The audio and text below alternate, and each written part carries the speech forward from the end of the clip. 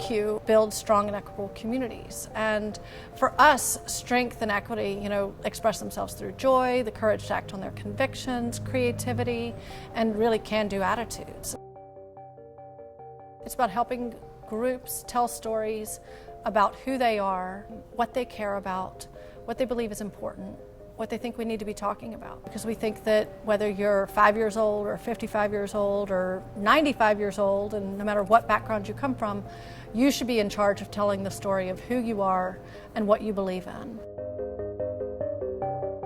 Using these very accessible art forms is a wonderful vehicle for communities to come together, talk about what's important to them, and then bring that into the world in very visible ways.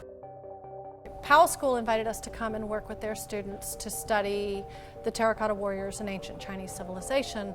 And the most responsible thing that we could do was to say that we can lead a project that takes inspiration from studying that, but then creates our own art army. It had a tremendous unifying effect when you saw over the course of the weeks these warriors sort of coming alive in the school. And they're all very different, but you knew they all represented all of the students in the school. By the end of the school year, the Pennsylvania budget crises are very loud. Students and parents took these soldiers from their art army to City Hall. They performed outside of City Hall, and then they actually went up and met with their councilwoman. Stand up, defend, fight for what's fair. This art army actually becomes a real live advocate. What SpyroQ does so well is that they make use of art in a way that really speaks.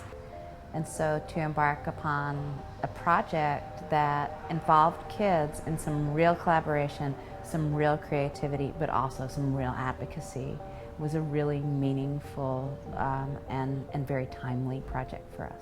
This art army is just one example of the many sort of public art projects we've done.